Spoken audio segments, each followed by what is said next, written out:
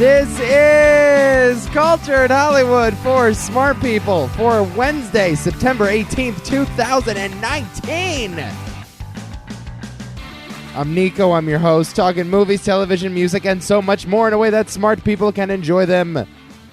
No time to spare, let's jump right into today's biggest pop culture stories. And we'll begin with the streaming wars, which have hit a critical point, I would say, in the past week. The streaming wars are really heating up. D-Day is upon us.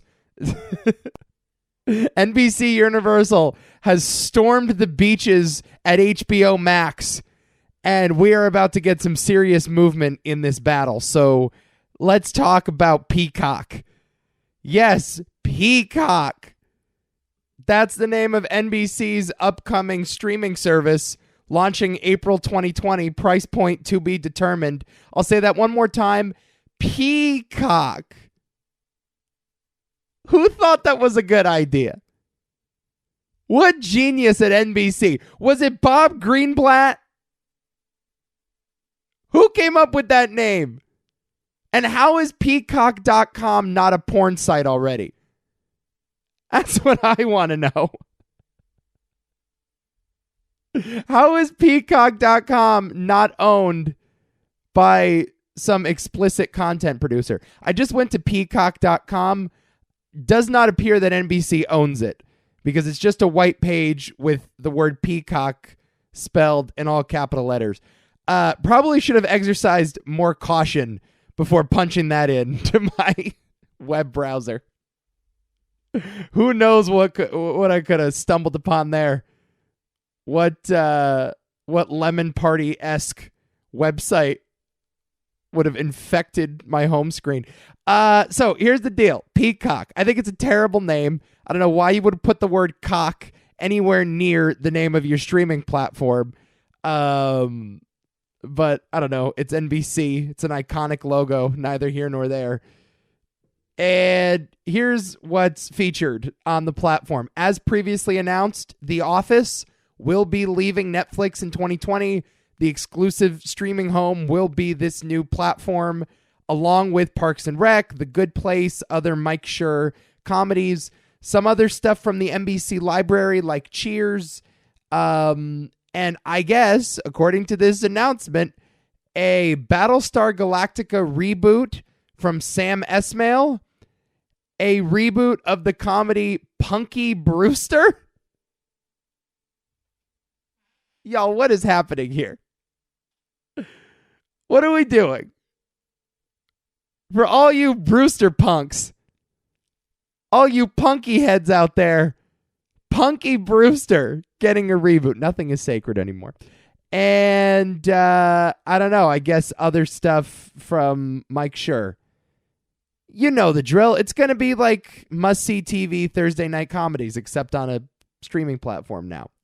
Noticeably absent, by the way, from this library is Friends, which I think we talked about a few months ago, is going to be on HBO Max, which incidentally just this week purchased the rights to Big Bang Theory for a whopping $1 billion. That's like 3 Donald Trumps. That's what it took to get Big Bang Theory on HBO Max. This deal is just mind-blowing, but I guess it makes total sense. HBO bought Big Bang Theory. I guess Time Warner and AT&T, which is now the parent company of Time Warner, is responsible for the production of Big Bang Theory, and that's why they made such a push to get it on HBO Max, along with Friends. That's the real confusing thing about all of this, because if you're just a layman, if you don't follow this stuff with the veracity that I do, you'd be like, wait a minute, why isn't Big Bang Theory just on CBS All Access? Why isn't Friends on the NBC platform? Don't the networks that air those shows get exclusive rights to stream them? And the answer is, of course not, because Jerry Seinfeld, Larry David, and the creators behind Friends clearly don't have enough in their bank accounts. They must earn more syndication deals. Here's the thing. Network television is very confusing. So here's the deal. Just because a network airs a television show doesn't mean the network had anything to do with the production of the show. So most networks like CBS, NBC, Fox have their own production houses. And that's where the content is made. They hire the actors, they hire the directors, they get the writers' room together, they fund the production of the pilot, and then they go and pitch that pilot to the network. So although it's all under the same umbrella, CBS, the production company, is a separate entity from CBS, the television network. When a CBS production goes to pilot and the pilot is completed, it's pitched to CBS, the network. And CBS, the network, can decide whether or not they want to greenlight that show and give it a 22-episode order and let it air week to week. Sometimes, after a show is produced, or a pilot is produced, I should say, by the production company, the network won't pick it up. So this happened a few years ago with Brooklyn Nine-Nine. Brooklyn Nine-Nine is a NBC Universal production. NBC passed on Brooklyn Nine-Nine to air as part of their Thursday night comedy lineup, and it ended up at Fox instead. So Fox, the network, aired Brooklyn Nine-Nine each week, but NBC Universal was producing the content. They owned the rights to the show. So when Fox ended up canceling Brooklyn Nine-Nine, NBC, its original parent company, swallowed it up. And that's why Brooklyn Nine-Nine is on NBC right now. Friends aired on NBC, but it's a Warner Brothers production. Big Bang Theory aired on CBS, but it's a Warner Brothers production. So Time Warner and AT&T are starting this new streaming service called HBO Max. This is all under the Warner Brothers umbrella. One of their priorities when launching the platform was to get some of their original properties back. They wanted the exclusive streaming rights to Big Bang Theory and Friends because they view those shows as their baby. The Office, for example, is an NBC show, aired on NBC, is also under the Universal NBC production umbrella. So that was a natural fit. The Office was going to always stay with NBC. Big Bang Theory and Friends, not necessarily. Right? So HBO, Warner Brothers, got Friends, got Big Bang Theory for an exorbitant price tag. Just so much money. That's going to be on HBO Max for the foreseeable future. The Office, Parks and Rec, all that stuff gets to stay with NBC Universal. And meanwhile, Netflix, which is responsible for relaunching some of these shows like Friends and The Office. I mean, I think directly responsible for The Office's popularity. Friends was always a big show. It could have found a second life in syndication, and it would be thought of fondly without Netflix. But like The Office was sort of a fringe sitcom when it first aired. It was fairly popular, but it wasn't like Seinfeld. It wasn't Cheers. The Office popularized it with young people, and now it's perhaps one of the most popular television shows of all time. Netflix has now been left at the altar. They're stuck. They're losing Friends. They're losing The Office. They're losing Parks and Rec. All these sitcoms are going back home. And so they invested very heavily in Seinfeld. Seinfeld is coming to Netflix in 2021. Incidentally enough, although it aired on NBC, Seinfeld is a Sony property. Sony, as far as I can tell, is not involved in the streaming wars in any way, shape, or form, but give it time, people. Anyway, Netflix got a big piece to the puzzle here. So Seinfeld will soon be available to stream. Here's the only point I want to make. This is all very confusing. We have hit peak streaming. We are rapidly approaching the point where there are so many streaming services that consumers just say, fuck it, give me cable, right? But here's the only point I want to make on the matter. For all this talk about the television landscape evolving, the golden age of television is upon us. The medium has changed forever. Auteurs are flocking to television. Mainstream stars are flocking to television. David Fincher and Steven Soderbergh and Meryl Streep, they're all doing TV shows. Who needs movies anymore? We have Breaking Bad, Mad Men, The Sopranos. TV as we once knew it is gone. And now this new superior art form has emerged. For all this talk about the golden age of television, Why is it that the most important deals that Netflix, HBO, and NBC have done in the last 2 months is for sitcoms from the 90s? How do you figure that? How do you figure after Netflix has poured billions of dollars into original content? There are a total of 10 films Netflix will be releasing between now and December in contention for the Oscars. They've done House of Cards and Orange is the New Black and Mindhunter and Ozark and The Crown, and now they're doing this Breaking Bad movie, and it's all new, prestige, high-quality content. But at the end of the day, the most important deal they made was for Seinfeld. How do you figure? Well, I'll tell you how I figure. Our television viewing habits really haven't changed all that much. And that's the cold, hard truth. That's the reality of things. For as much as you love Game of Thrones, as much as I love Succession, as much as I love Barry on HBO and Master of None on Netflix and all the great prestige Emmy bait dramas and comedies, at the end of the day, people just want a sitcom. People just want Big Bang Theory. People just want Friends. People just want Seinfeld. Low emotional investment. I don't got to think all that much. I don't have to spend too much time watching. I have a free half hour, a free 22 minutes in the middle of my day. Let me pop on an episode of Seinfeld from season 4. If I want, I can sit here for 6 hours. I can watch 12 episodes of The Office. Maybe 13 or 14 if I have the time. At the end of the day, people still want a good sitcom. Live studio audience, laugh track, multi-camera setup, 3 locations in total. They're not emotionally draining. They're not intellectually stimulating. They're comfort food. They're dependable. They're a shot of serotonin every 30 seconds. That's television. It's always there. It's never changing. Long day at the office, plop down on the couch, hang out with George and Jerry for a half hour. Just dumped by your boyfriend, spend some time with Ross and Rachel. They'll cheer you up. That's TV.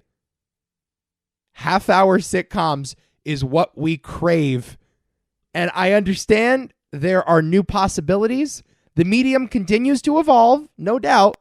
And there is more good television on now than ever before. I do not dispute that. And I do not discount the greatness of some of those shows. Breaking Bad, Mad Men, The Sopranos, The Wire. Like, if it were not for the golden age of TV, those shows would not exist. And I think the world would be worse off for it. But let's not undersell I Love Lucy. Let's not undersell The Honeymooners. Let's not undersell The Jeffersons or All in the Family. That's what people have always wanted out of TV, and that's what these streaming services on the cutting edge of new television will continue to chase. You can't stop a good sitcom. It's just nuts. These deals are just nuts. $1 billion for the Big Bang Theory. And I'm sure it will be worth every penny. People, I don't like that show. I quite loathe that show. But people will watch that show for decades. And like Ozark will just not have that type of staying power. You know what I mean? Mindhunter will not have that staying power. These are all excellent shows. They will vie for Emmys, and I'm sure that's all that Netflix wants. Netflix wants credibility when they produce something like Mindhunter. They want the prestige of working with David Fincher, collaborating with a high-profile director. And they also want to serve every niche audience, and Mindhunter certainly works for a very specific subset of the at-home audience. But like Big Bang Theory, Friends, The Office, Seinfeld, they are universal. So that's why you're going to continue to see more of these deals. And they're only going to grow in notoriety over the years. They're not going to go away. Friends is only going to become more popular. Seinfeld's only going to become more popular. The Office is only going to become more popular. That's TV to me. And I've been saying this for a long time. Television is at its best when it doesn't break the rules. Television is at its best when it's comfort food, when it's predictable, when it's safe, when it's familiar. Like, all this other stuff is not really TV. And so a show like Succession, which I'm currently watching, by the way, if like you're a fan of Succession, if you're caught up with it and you want to talk, this is a free invitation onto the podcast. I'm putting this out there. I'm putting this out there right now because all I want to do is talk about Succession, but no one in my life is watching it. And it upsets me because I've been telling everyone, I've been proselytizing the shit out of this show. Everyone I know, you need to watch Succession. You will love it. Please start watching so I can talk to you about it. I haven't gotten any response back. No one's even tried. Please, for the love of God, if you watch Succession, hit me up. You have a free invite onto Cultured. We can talk about season 2. But Succession is a tremendous show, and certainly it would not have aired on CBS in the 90s. But that show is at its best when it falls back on the conventions of television, when it deals with very basic family dynamics, when it spits out jokes like a sitcom. It's certainly a new television show. It is of the golden age. It has a lot of profanity, a lot of cursing, deals with very edgy subject matter. Of course, it's an HBO drama through and through, but it never forgets that it's a TV show. And the point of a TV show is to introduce you to characters that you want to spend more time with. That is what we will always want out of TV, and that's what we're always going to get. And those are the shows that are going to make multi-billion-dollar royalty deals with Warner Brothers. Yeah, we'll see what happens with Peacock. I have no idea. I really don't know, because I don't think all of these platforms are going to last. I don't think there's enough room for 6 to 7 streaming services, because I've said this a million times. At a certain point, you're going to be paying $10 for Hulu, $13 for Netflix, $10 for Amazon Prime. Now we're adding Disney, Apple, NBC Universal, and HBO to the mix, along with something like CBS All Access, Shudder, the Criterion Channel. At a certain point, we're all going to shake our heads and be like, just give me one subscription. Put this all together. Give me one platform. I'll pay the flat rate, and that's cable. It's going to go in a circle. It's become so fragmented now. It's just not going to be affordable. You're going to have to pay for 8, 9, 10 streaming services a month. It's going to get more expensive than your cable bill. But we'll see. I guess we'll see. Also, HBO Max is remaking The Boondocks. Did you see that? Oh, so much original programming. I don't know what to do. I'm going to have to sign up for all of these things. I'm not looking forward to it. I'm already into Disney Plus. They're going to take my money the second that thing launches. And when I buy a new iPhone, I'll look forward to watching Steve Carell and Jennifer Aniston and Reese Witherspoon on my iPhone with Apple TV. So, yeah, we're in the streaming wars. Welcome to Thunderdome. Not all of these platforms are getting out alive. We'll see what it is very shortly. Let's take a break. When we come back, much more from the world of popular culture. It's Cultured. Stick around. So I want to talk about this SNL thing because I'm kind of a glutton for putting my foot in my mouth. So, you know what I mean? Somehow it's the only thing I find acceptable to put in my mouth. You know? Like, I don't find 99% of foods edible. I'm not willing to try a slice of pizza. But for some reason, the taste of dead skin and toenails is scrumptious to me. I don't get it. It's where my foot belongs. So this guy, Shane Gillis, This guy's Shane Gillis. He's an up-and-coming comic, a stand-up, I believe, in New York, right? Yeah, he's from the New York comedy scene. Was recently hired by Saturday Night Live as a new featured player. There were 3 new cast announcements made this week. He was one of them. SNL does this every year. There's usually about 4 to 5 new cast members any given season. So Shane Gillis is staring superstardom right in the face. This is his big break. If you're a struggling sketch comic or improviser or stand-up, getting a job on SNL means you've made it. I am now an industry professional. I am now going to be taken seriously among my peers. Anyway, he's hired by SNL. Promptly, a leaked video clip emerges on Twitter. I guess it's not leaked. It's a public clip. But the video was since pulled from YouTube. This little 1.5-minute snippet is still out there floating around social media. And it's an excerpt from Shane Gillis's podcast. The podcast is called Matt and Shane's Secret Podcast. Not so secret anymore, Shane. He co-hosts with this other comic, Matt McCusker, I'm sorry. And in this clip, again, it's about 1.5 minutes, 2 minutes long. Shane Gillis is seen using a racial slur, you know the one, to describe Chinese people in Chinatown, in New York's Chinatown. And it's not particularly funny. I watched the entire clip. I did not laugh once. Perhaps it's not my brand of comedy. And there was a public outcry the second this happened. And Shane Gillis took to social media to defend himself. And here's what he said. Quote, "I'm a comedian who pushes boundaries. I sometimes miss. I'm happy to apologize to anyone who's actually offended by anything I've said. My intention is never to hurt anyone, but I am trying to be the best comedian I can be, and sometimes that requires risks." Well, that didn't help matters, because just 5 days later, Shane Gillis was fired from Saturday Night Live, and he takes to Twitter yet again for another public relations press release. Here's the quote this time.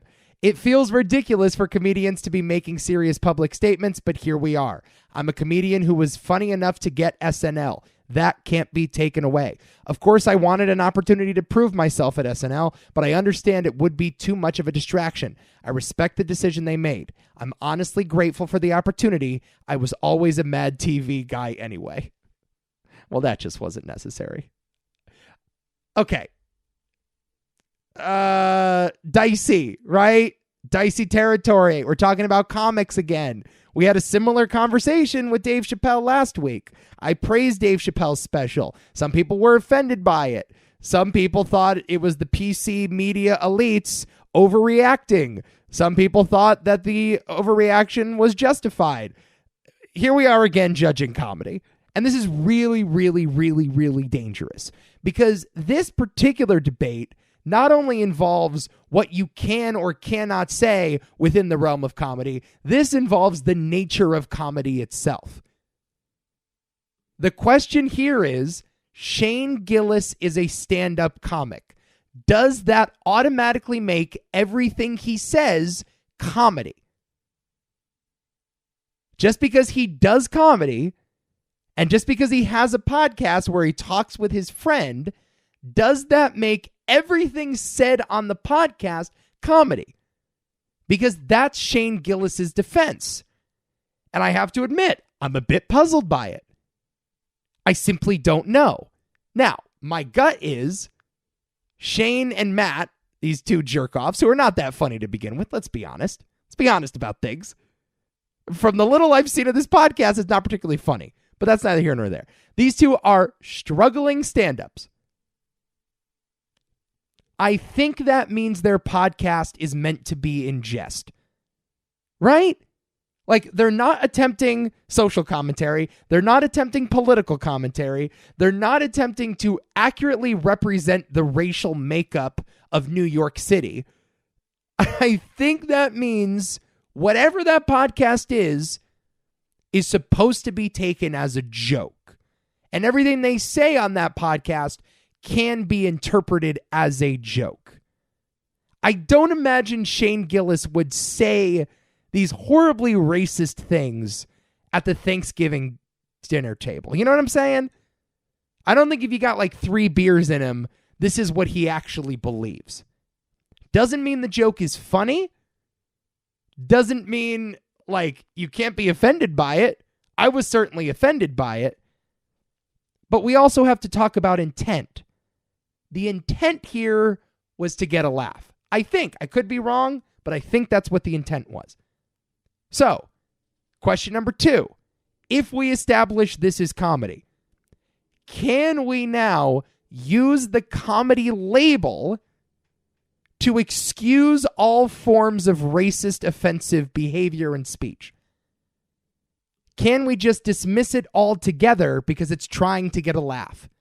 Is an exception made for offensive speech, sexist speech, racist speech, homophobic speech in the playground of comedy? Where do you draw the line? And of course, this is a very complicated question because some people are offended by some things. Some people are not offended by those same things. Some people say there's a line that you cannot cross. Others say there is no line that you can or cannot cross. Some people draw the line in different locations. It's all very messy. Can you talk about the Holocaust on stage? Can you talk about slavery on stage? Can you use racial slurs? Can you use derogatory terms about gay people? Are certain minority groups off limits? Can you punch up? Can you punch down? This is where things get messy because comedy, of course, my friends, is subjective. So this is where it gets complicated because we don't have a universal answer to any of these questions. Was Shane Gillis's comment about Chinese people a joke? I guess. Was Shane Gillis's joke about Chinese people funny? I didn't think so, but I'm sure someone could. Did you find the joke to be offensive? Well, certainly. But I'm less likely to find it unacceptable. I'm less likely to find his offensive joke too far over the line if I'm laughing. The problem was I wasn't laughing. That's the problem, right? We will always side with the funnier comic. We will always side with the guy that makes us laugh, regardless of our own moral objections. We will forgive Dave Chappelle. We will give him more money. We will allow him to produce more content because he's damn good at doing his job. Problem with Shane Gillis is the comment just wasn't very funny. Offense will always be allowed as long as the audience is laughing, and we'll make room for that. And this is the game that comedians continue to play with us and that we continue to play back. As long as you're keeping us laughing, we're cool. This just wasn't very funny. So who am I to say? Should SNL have fired Shane Gillis? I mean, if they thought it was too much for audiences to handle, yeah, okay. I don't think this would have been particularly productive for the upcoming season. It would have been too much of a distraction. I agree. I don't think SNL wants to associate itself with this particular brand of comedy. They are still a network television show that's pretty, I don't know, straight down the middle in terms of comedy. It's always like, it's PG-13 stuff. They don't get too edgy on air. It's made for, I would say a family-friendly audience. Parental guidance is strongly suggested if your kids are up that late watching SNL. But certainly something like this has no place on that type of show. So, look, man, this is comedy. It's a really dangerous business because there is no right or wrong answer. There's only so much we will tolerate. And this seemed to be over the line. But who's to say? Because everyone's line is different. Here's the larger point that I do want to make, though. And it doesn't seem like anybody's talking about this. As someone that hosts a podcast himself, in fact, who hosts many podcasts himself, I don't think people realize how dangerous this medium is. podcasts are going to be the death of many people's career, not just Shane Gillis. Like, there will be far more high-profile celebrities to be taken down by remarks made on a podcast. Look at Tesla stocks dropped like 10% after Elon Musk smoked weed with Joe Rogan. Like, this is a very dangerous game we're all playing. Like, podcasting is freeform jazz. It's improv. It's off the cuff. And there's a very laid-back attitude about it. There's no audience unless you're streaming live. Oftentimes, you're drinking beers. Maybe you just smoked a substance of some kind ahead of time. You're hanging out with your buddies. Sometimes you forget the microphone is there. In fact, most times you forget the microphone is there. And weird shit slips out. Like back in the day, if you were a comic, if you were polishing up material, you would say it in a club. No one had any cell phones. You weren't allowed to bring in any recording devices. You said it, you got some heckles, and that was the end of the joke. Now, comics are workshopping their material in front of thousands of people on the internet, and it's there permanently. There's always a record of every comment you make. Podcasting is really dangerous. And I've done my best. I've done my absolute best to avoid stepping in the minefields. I've definitely put my foot in my mouth one too many times on the show. If you dig back, there's certainly enough stuff in the archive to cause me to lose a job. Let's say the job was high profile enough. You could definitely find something.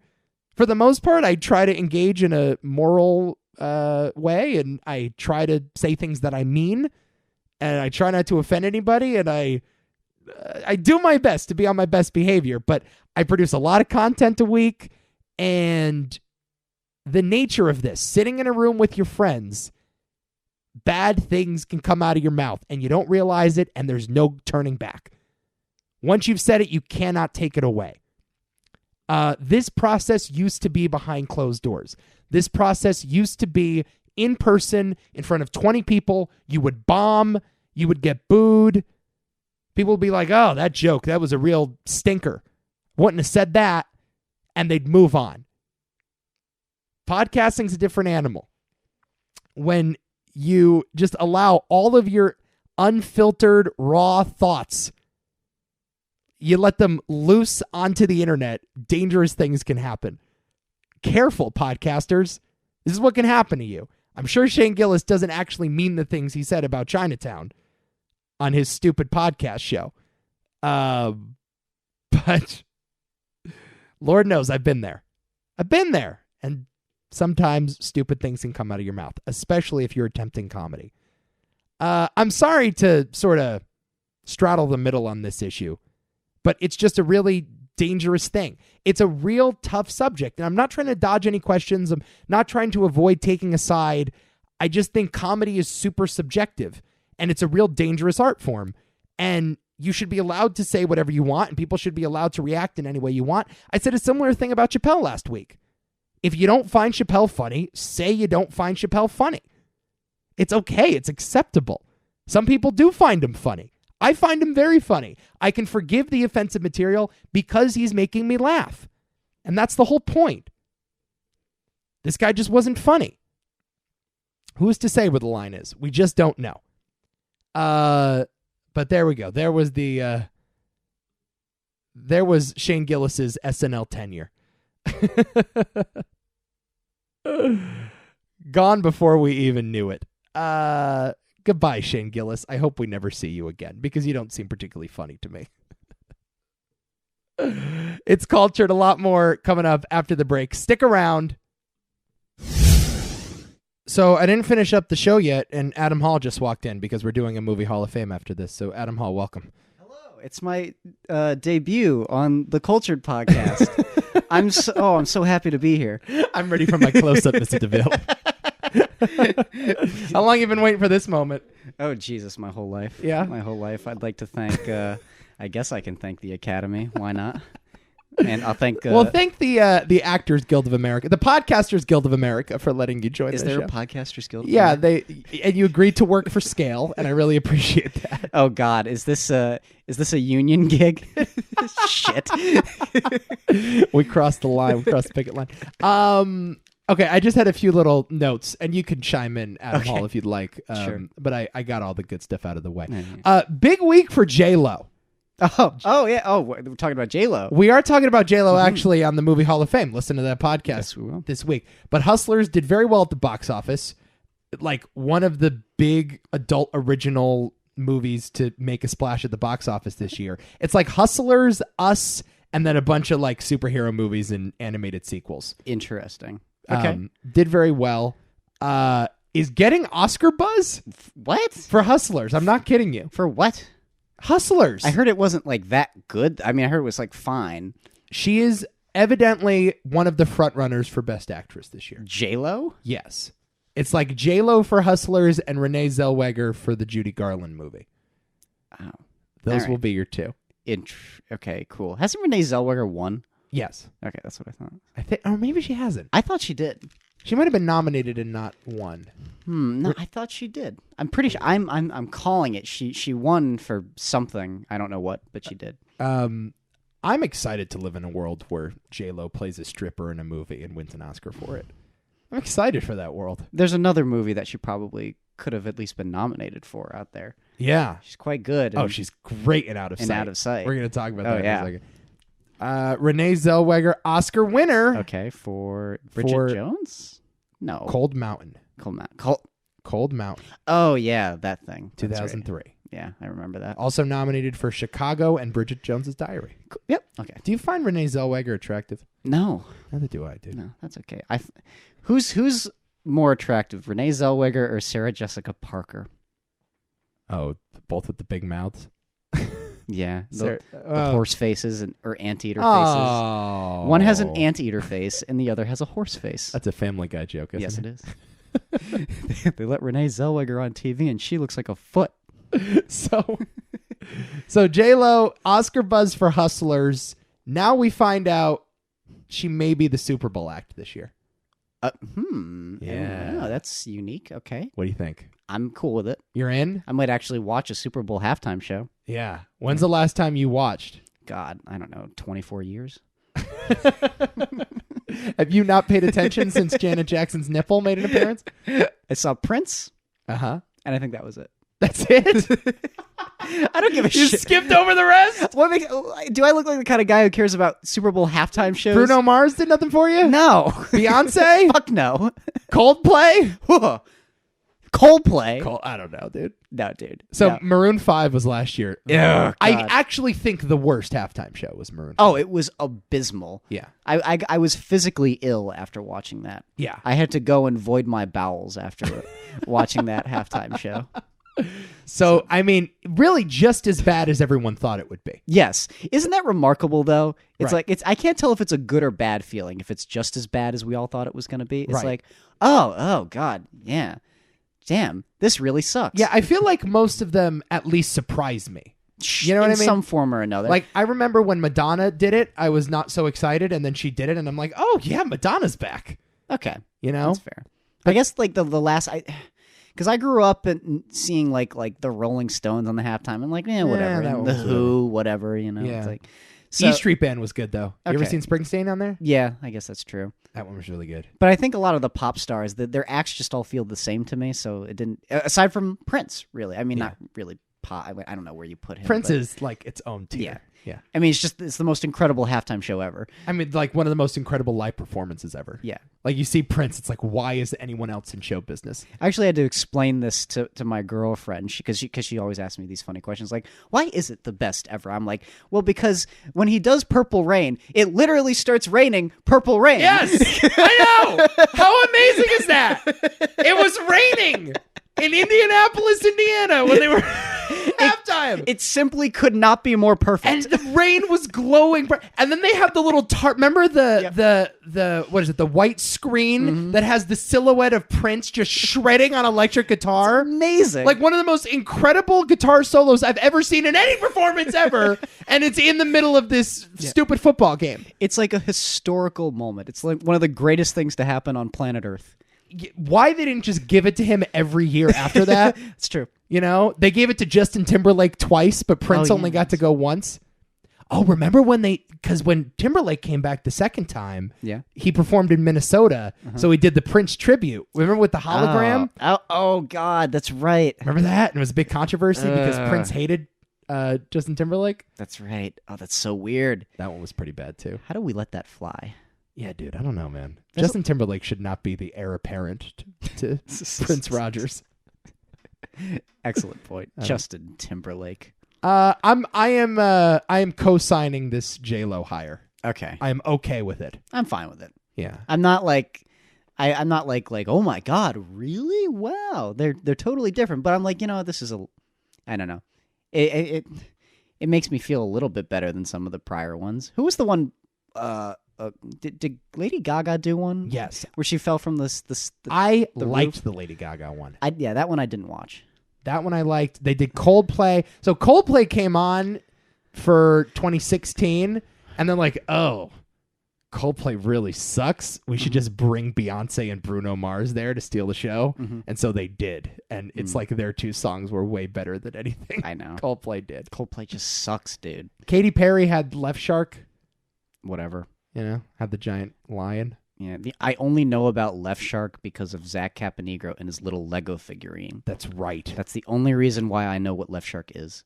Oh, remember when Bruno Mars brought the Red Hot Chili Peppers on? Oh, God. That was so awkward. So cringe. Yeah, right? It was the weirdest combo. I was like, this is a completely different thing now. Yeah, Flea's there, no shirt on. It's like, no one, they never have shirts on. give it away, give it away, give it away now. It's like you go from James Brown to these guys. I know.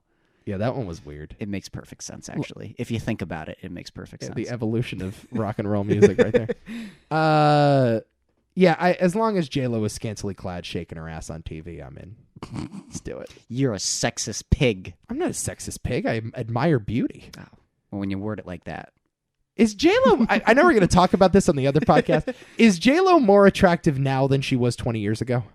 I would love to agree with you, but I think after watching Out of Sight, I do like younger J-Lo personally. Okay. It's a taste. I would not argue against you, though, if you said she looks better now, though. Let me put it that way. Yeah. Okay. New cast for Suicide Squad. Oh, yeah. Oh, I saw this. Did you see this? So Yeah. Suicide Squad 2, directed by James Gunn. Okay. So weird. He's already made a Suicide Squad movie. Jesus Christ. Basically. Yeah. And this is separate and apart from Margot Robbie's Birds of Prey movie. Yeah. Which is coming out, I think, in February. And it's like she's also playing Harley Quinn, and it's very straight. February, huh? It's too bad. Yeah. Let me give you some names from the upcoming Suicide Squad movie that were not in the previous movie, I should say. Pete Davidson. Okay. Big Dick Energy himself. Former boyfriend of Ariana Grande. John Cena making an appearance. Mm-hmm. Nathan Fillion. Which is awesome. I'm happy with that. Are you a Nathan Fillion head? And okay, Did you watch Castle? there is a distinction to be made here. I admire Nathan Fillion. I'm like 2 Nathan Fillion shows away from becoming a Fillion head, I think. Okay. Not quite there yet. Have you watched Firefly? A little bit, yeah. Okay. I hear Firefly's amazing. Yeah, it is. I need to do that. It's great. It's actually I think a very Nico show. Really? Yeah. Okay. Michael Rooker making an appearance in Suicide Squad. A James Gunn favorite. Are you kidding me? Yeah. Now it's just going to get confusing. It's very confusing. No, that's the thing. Everyone's just in everything. Oh, you thought it was confusing before. Taika Waititi Oh, that's right. is in the Suicide Squad. Oh, what the hell is going on? Who is he playing? I don't know. I would assume some animated creature of some kind. How about just Taika Waititi as Taika Waititi? Yeah, I'm down with that. What a weird character that Taika Waititi is. He is. Are you excited for Jojo Rabbit? Not really, but I'll go see it and maybe I'll be impressed. It won the audience award at something this week. Okay. Was it not Venice? Jojo Rabbit. Telluride? I don't know. Oh, no, Toronto. It won the audience prize at Toronto. Oh, okay. Yeah. Interesting. Cool. And Will Smith not returning, but Idris Elba is there. Oh, is he playing Deadshot? No. Oh. Different character, I think. So there you go. Suicide Squad 2. What's your excitement level on a scale of the Robert Pattinson Batman being 1 and the Joker being 10? I'm about like Superman Returns level excited. I dig it. Yeah. I'm there with you. Yeah. Do you like Superman Returns? No. Okay. Okay, so let me adjust on mine then. I am. Do you like Superman Returns? No, but I like it better than you, I think. I'm at X-Men Apocalypse level of excitement. Okay, but here's the thing. Prior to seeing that piece of shit, I would say I was like, oh, X-Men Apocalypse, that looks kind of cool. One of the underreported stories of the superhero era is how those X-Men prequels just took a total nosedive. Oh my God. Isn't it terrible? Oh, what happened? I don't know, because I think Days of Future Past is kind of remarkable. I love Days of Future Past. So I think First Class is actually the superior. Really? Yeah. Wow. Yeah, I think Days of Future Past is fine. It's a little gimmicky. I disagree. I love it. The Richard Nixon thing in that was kind of weird. No, I like First Class the best. I think that's actually my favorite, aside from Logan, my favorite X-Men movie. Yeah. But after that, Apocalypse and yeah, what was the new one called? Dark Phoenix. Dark Phoenix apparently was awful. Awful. Yeah, that's what everyone says. Yeah. I don't know how true that is. I need to see it. I bet you it's just fine. But 2 in memoriams. We're gonna close the show with 2 in memoriams this week. First of all, Eddie Money. Yeah. Eddie Money, who I misread on my CNN news alert this week as Eddie Murphy. Oh. And I almost had a fucking heart attack. Oh my God. Oh, that was not fun. I bet. I read it. Eddie Murphy dies at 70. And I think he's like around that. Maybe he's a little. Eddie Murphy? Is Eddie Murphy no, 70? He's not. He's not? No, I bet you I'm saying he's 57. Okay. Eddie Murphy, 57. That's my guess. Well, let's look it up right now. I bought that Eddie Murphy was 70. I don't 70 years old? What the hell are you smoking? He had just been away for so long. I just figured. Nah, dude. No. How old is he? 58. Ooh, close. Okay. Still. I was not familiar with the work of Eddie Money until I realized he's the guy that sings 2 Tickets to Paradise. Yeah, man. Come on. Come on. And I'm like, all right, too bad for him. I love the level of intrigue with trying to figure out who this guy is. And then once you do, you're like, oh, yeah, okay. I mean, if you had told me he was dead before, I would have been like, oh, okay. Yeah. So I would just panicked about Eddie Murphy because I know he's got a new Netflix stand-up special coming out. And I don't want him to die before that comes out. Okay, that's fair. So rest in peace to Eddie Money, and also rest in peace to MoviePass. Yep. Which just shut down this week. Finally. What a weird experiment that was. I am proud to say that I was once a card-carrying member of MoviePass. Oh, I know you were. Yeah. And you used to try to get me to do it. And every time you did, I was like, nah, I got better things to do. This doesn't feel right. And you're like, no, man. You're like, where's the scam? Pretty much. No, I was like, nah, man. Nah. I am the housewife that was like, is home alone. Father of the family is at work. And I get a call from a stockbroker. It's like, yo, you want to invest in some precious metals? You're like, yeah, I'll take 5,000. And then dad comes home, your dad. And you're like, what the fuck did you just do with our vacation money? That was you and me with MoviePass. I'm like, Adam, it's going to work out. $10 a month. I wasn't as like vehemently $10 a month. I wasn't like that's why you don't have to just subscribe to fucking everything, okay? I got to do it. I don't care how cheap it is, but I'm like, nah, dude, just give it like a quick look, and you'll be like, eh. It worked for about a year, and then after a year, they started shutting down the service for me. They were like, you can only buy like a ticket a week, and we're gonna jack it to $20 a month, and you can only see these amount of movies. And exactly. You just. No, man, just go buy your ticket. What do you want? Just go. Well, I do want to thank MoviePass for at least like starting the conversation, because MoviePass died on the cross, so AMC Plus or whatever they call it, AMC A-List. Yep. Could live on. And that is what I currently subscribe to, and I'm very happy about it. Good for you. So, Movie Pass, gone before its time. Ahead of its time, really. But also behind on its bank account. So not ahead of its time, ultimately. I mean, I don't know. Like, sometimes pioneers lose hundreds of millions of dollars on bad investments. That happens. I suppose you're right. You miss. Yeah, like Jesus. Dude, that thing's going to be in a museum. The Movie Pass, I'm going to keep mine. It's one of those things. In 50 years, someone's going to want to buy it from me. You could sell on eBay for $5,000. Yeah. Someone might pick up just your card. This relic sure. of a thing that I have that doesn't exist anymore. That's what I'm going to do. I'm going to wait for the day. Like Twinkies. Yeah, when movie theaters are no longer a thing. Did people buy Twinkies for $5,000 on eBay? People were. I saw an ad for I think a box of Twinkies. And I think there's 12 in a box. And someone priced it up to, I think, $350. And some asshole bought that. Oh.